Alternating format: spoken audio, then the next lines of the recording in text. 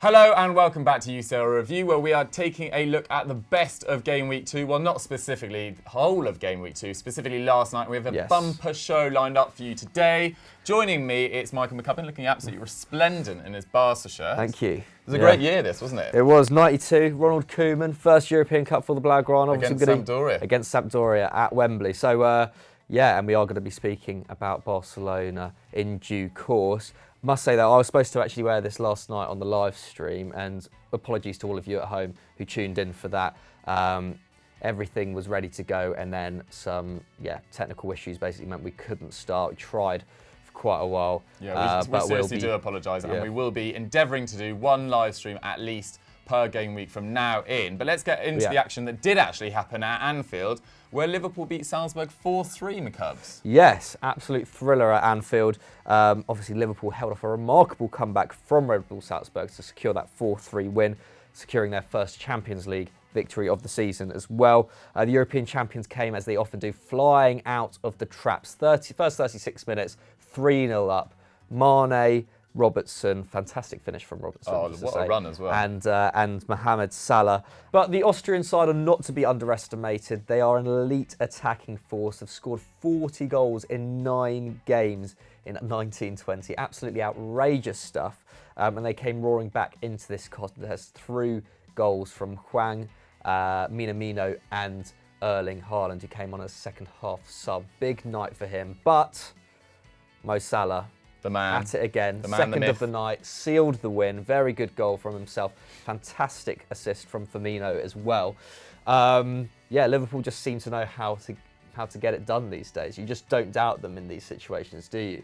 Really just shows how resilient Klopp has made this side, even in games like this. But we should have been expecting goals in this game, because Anfield has laid witness to more than any other stadium in the Champions League since 17-18. I think it's something like 47 goals. Great value for money for the fans. So I mean, it is, talked up all the time as a great arena for European football, and it, so it proves. Yeah, it doesn't disappoint, does it? And speaking of Anfield, Liverpool have now won their past 12 home games in all competitions. That's their best run since a run of 18 back in 1985. I believe they were also European champions in that year. You might be right, because so, parallels and all that. Love to see it. But they were potentially a little bit lucky here. They had 70% possession. Both sides had 10 shots each and 5 on target, but Liverpool did create the better chances, 2.6 to 1.5 on XG. So I think they can probably be said to be deserved winners overall. But like Chelsea, question marks still over the defence. Obviously, we were talking earlier how they, were picked apart for a couple of those goals. They've already conceded 5 league goals this season. It took until match day 11, so around November time, for them to concede the same amount last term.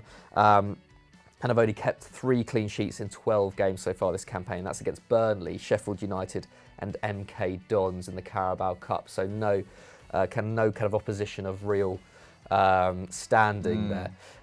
So I mean, I don't know. I think Liverpool obviously missing Alisson a bit. I think Adrian stepped in very well. But just, Alisson is just a world-class prospect. I feel like that might be kind of the difference at the moment. I agree, yeah. And Adrian has actually had some shaky moments last night, particularly when he accidentally passed it into one of the forwards, nearly went into his own net. They're obviously missing Joel Matip as well, who I think started the season exceptionally well, but then Gomez did deputise well in his absence, which I'll come on to in a bit. But on Red Bull Salzburg's side, the man that everyone was talking about going into this game was Haaland, obviously. He'd scored 17 goals in 11 games going into this, but illness restricted him to a place on the bench. He came on the 56th minute and did score a tap-in, particularly weak Liverpool defending for that goal, I feel. But despite their star man missing, they still became the 4th visiting team to score 3 goals at Anfield in the Champions League, after Barcelona, Chelsea, and bonus points in the comments below for getting the 3rd team. But they became the only one of the 4 teams to score 3 to fail to win. They feel like they did everything they could, gave Liverpool a great game, but it just wasn't to be. Salzburg matches inevitably seem to mean goals this season. Their 2 UCL matches this season have featured 15 goals. That's 9 goals scored and 6 conceded, more than any other side. And Hwang Hee-chan has had a hand in 5 goals in 2 UCL matches this season. That's 2 goals and 3 assists. He had a very good all-round game last night. 2 tackles, 2 dribbles, 1 key pass, 2 shots, 1 goal and 1 assist. 24-year-old Takumi Minamino was also excellent as well. 3 tackles, 1 dribble, 3 key passes, 3 shots, 1 goal, 1 assist for him. Gomez, as I said, stepped in for Matip, who's been absolutely outstanding at the start of this year. 10 tackles and interceptions on the night, which just shows how much under pressure they were under at points. 2 aerial duels won and 1 dribble completed as well. But man of the match, I feel, although Firmino, Salah played very well, I think it's probably Sadio Mane. Particularly that first goal was absolutely electric, and it was a pretty good all-round display from him. 2 tackles, 2 aerial duels won, 6 dribbles, 3 key passes, 2 shots and 1 goal. Cesc Fabregas actually tweeted after the game that he now feels Mane is comfortably in the top 3 in the world. That's madness. I think that's madness. On that form, you'd probably suggest yes, but I'm not quite so much of a believer.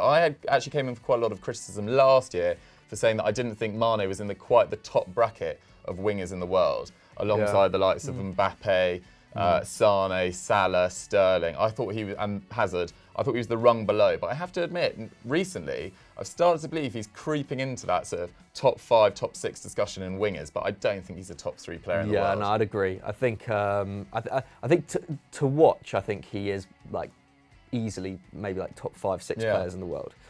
He is just so good to watch, but I don't know. It's really difficult. I do love Mane though. I mean, if he repeats his excellent form from last year, this year again, then he's got to be in the discussion. But I just feel it's slightly early days now. But we want to hear from you guys. Do you think Mane is in the top, maybe not top 3 in the world, but top 5 players in the world? Why don't you vote in the poll above? Let us know your thoughts, and let's move on to Barcelona. So like Doogie said, Barca and Inter are next under the microscope. What happened at the Camp Nou last night, Doogs? Well, they came out victors, but it was a bit of an early scare against an inform Inter Milan side. But the 2-1 win, relieves pressure, much needed pressure, on under fire manager Ernesto Valverde, for now at least. The Blaugrana went into the game off the back of some mediocre form, with some predicting a first Champions League defeat at the Camp Nou since 2013, which I think was Bayern Munich when they absolutely tore them apart. Was that Guardiola's Bayern Munich at that? No, it wasn't. It was during his during his sabbatical.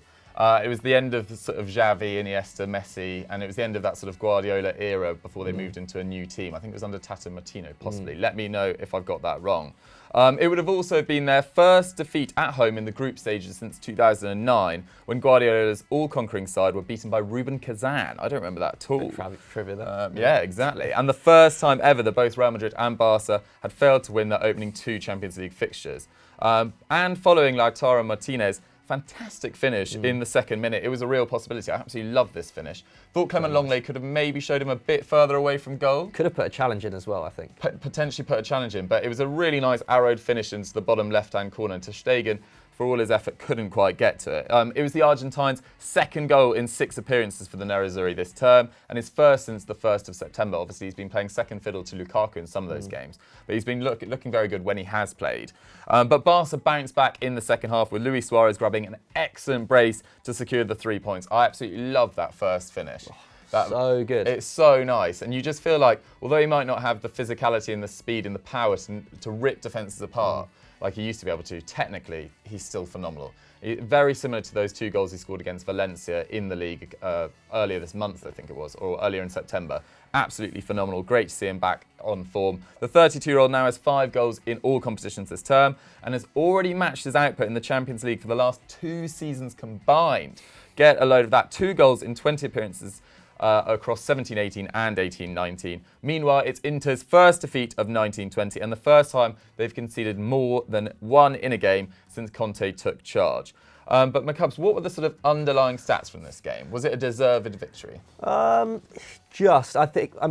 was no surprises that Barcelona were the dominant side. They had 65% possession over the 90 minutes, what you'd come to expect from a Barca side against a Conte side, who obviously went ahead early. So kind of especially in the second half, Inter defended very deep, very much trying to protect that lead. And they also outshot their opponents 17-11. I think they got 7 on target to Inter's 3. But XG actually had it pretty even, 1.4 to 1.0 in Barcelona's favour. I think that can largely be put down to the fact that when Inter did carve open chances, they were pretty good. They were all but one from inside the box. And also ter Stegen had to pull off a worldy save from that Lautaro Martinez header in the first half. What a save. If Martinez scores that, then I think it's a different game, considering Barca's kind of general lack of confidence, even though they had Messi in the side.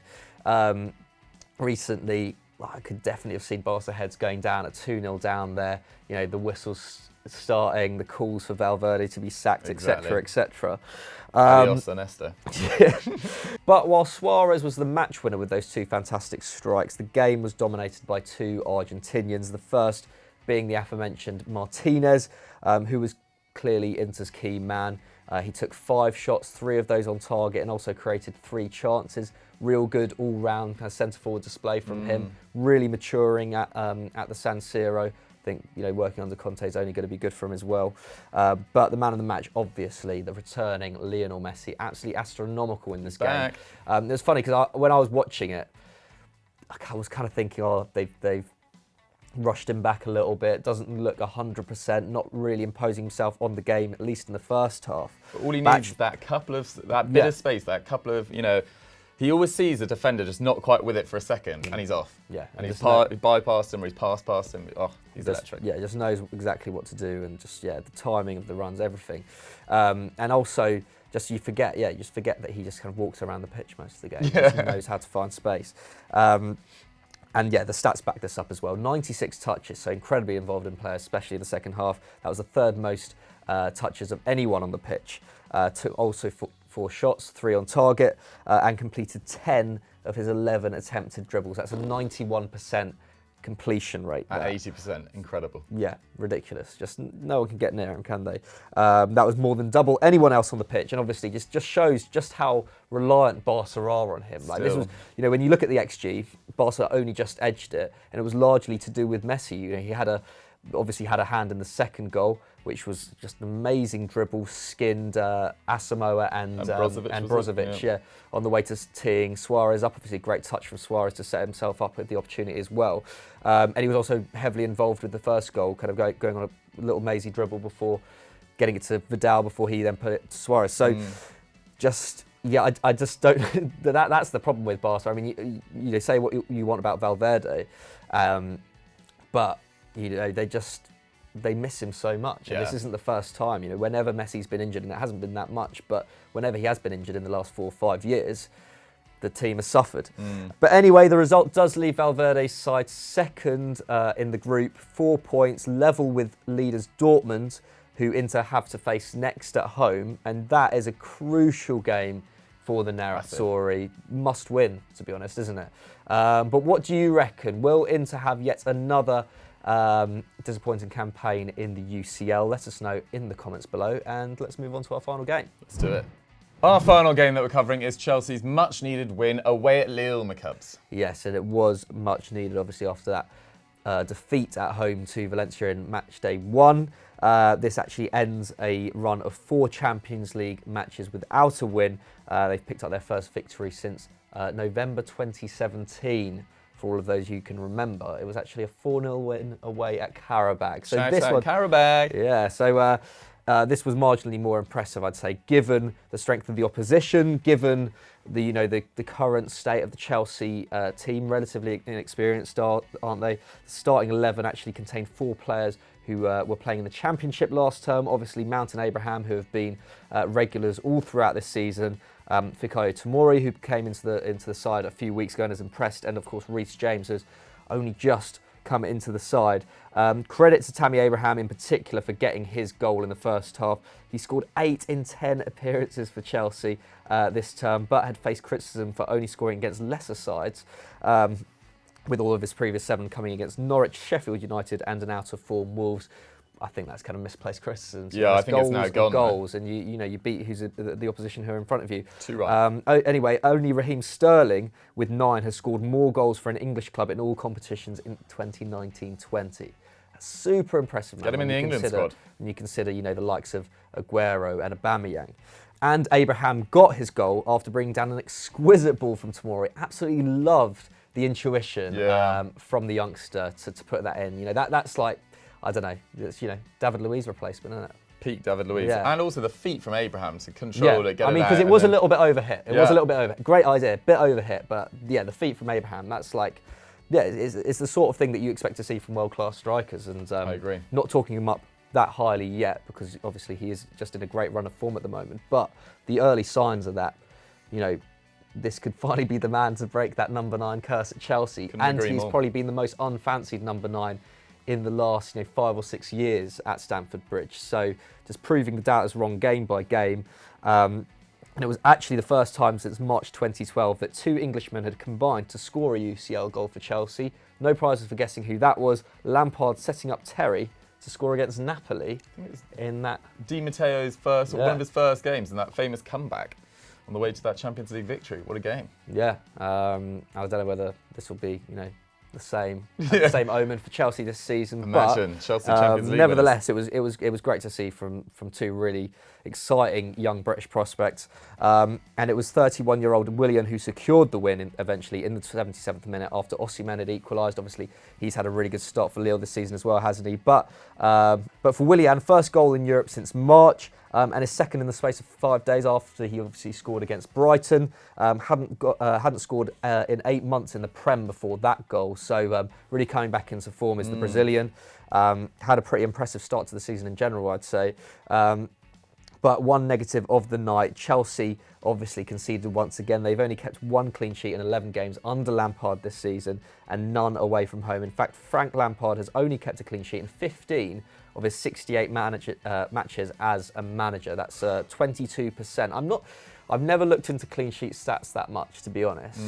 I feel like that's not horrendous, but Really? I feel like that's pretty low. yeah. I'd expect someone like, well, Conte's Chelsea were very good defensively, so it's difficult Yeah. to judge that. But I'm going to dive into the stats later and see what Sarri did last year, because that I think is a fair comparison. But I would expect maybe more like 28 to 30%. I'm guessing. Yeah, maybe. I didn't watch Derby that much last season, but I feel like they were just kind of a lot of high-scoring Fair. games and whatnot. But Well, any stats nerds are watching this, let us know in the comments. What is a good clean sheet ratio? What did Sir Alex get? That'd be quite a stat to work out. I mean, that would be unfair as well. But no, it'd be good to see the pinnacle For to sure, compare it. But anyway, on to Lille, because this defeat leaves Christophe Galtier's men rooted to the bottom of Group H, having lost their first game 3-0 against Ajax, who actually beat Valencia 3-0 away from home last night to top Group H. They look in sort of ominous form, Ajax, very much so. Lille are now winless in their last 9 Champions League home games, drawing 3 and losing 6, losing each of the last 4. And this result was probably fair on balance. They only had 37% possession with 7 shots to Chelsea's 11. Both sides actually got 3 on target, but XG suggested that Chelsea created far and away the better chances, rating it at 1.2 to 0.6 in their favour. Their main positive, as it has been all year, was the performance of 20-year-old Victor Osimhen, who scored his 7th goal of the season in just 9 games, put in a pretty solid performance here. 4 aerial duels, 1 dribble, 3 shots, 1 goal. Chelsea's best performers, as McCubbs has already mentioned, Tomori. I want to see him starting for England, to be honest. Yeah. At least over Michael Keane and Tarkowski, and until Stones comes back alongside Maguire. Honestly, I think he's been that impressive. Yes, he had a shaky moment towards the end of the game, and there was a couple of mix-ups with Kepa as well. But looked phenomenal in this game up until then. 88% pass accuracy, 6 tackles and interceptions, 2 aerial duels, 1 dribble, 1 key pass, 1 shot, 1 assist. Sam Obaseki is shaking his head behind the camera. He wants him playing for Nigeria, and I don't blame him. Kante also had a phenomenal game. 96% pass accuracy, 6 tackles and interceptions, 2 aerial duels, 4 dribbles. Just Kante numbers these days. Just every single game. Man of the match, we probably gave to Willian. Really sort of made that position off Abraham his own, because it took Lampard a while to settle on his chosen front 3, and he seems like he settled with Abraham, Mount and Willian backing him up. I've enjoyed Chelsea a lot more when they played 5 at the back as well, because I think Marcus Alonso is a left wing back. Don't like him as a left back at all, but he is such an asset as a left wing back. For sure. And I thought he had a very good game last night. Probably deserved a mention, but we can't go on and on about this Chelsea performance. Anyway, Willian, 3 dribbles, 3 key passes, 1 shot, 1 goal. Since making his debut in September 2013, Willian has been directly involved in more goals than any other player for the club, with 15. That's 10 goals and 5 assists, which, whilst impressive for Willian, shows just the lack of experience in this Chelsea squad. So Yeah, going sure. away to Lille, who had a fantastic year last year. Yes, they sold a lot of key players in the summer, and obviously Pepe, Thiago Mendes, Yusuf Kone, etc. But this is a very good result for a young Chelsea side. Next up, they travel to Southampton this weekend, looking for their 3rd consecutive win for the first time this season. And I wouldn't back against them in this sort of form. Well-deserved win from Chelsea.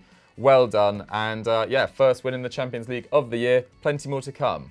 So that's all we have time for on UCL review for this week. If you enjoyed this video, where should they go next? Well, before you do, leave a comment about what you thought about us. Vote in the poll that we put out earlier as well. Don't forget about the poll, McCubs. Yeah, true. And go and check out it'll probably be out in a couple of hours. We're doing another Unfiltered with Fabian Schär, which will be dropping on Football Daily. So go check that out and go and check out squad goals as normal. And also leave a massive congratulations to McCubbin in the comments below. This guy didn't get to sleep till 5 a.m. last night, and he powered through that like an absolute Trojan. And maybe leave him some notes about where to get him some sleeping tablets or something like that. But well done, McCubbs. That was Need a to true... take up meditation or something. We were talking off. Yeah, we were talking off camera. I'd literally be just crying if I got 2 hours sleep and then had to present a show. So well done to McCubbs, absolute Trojan. And we'll see you next time. Thanks very much.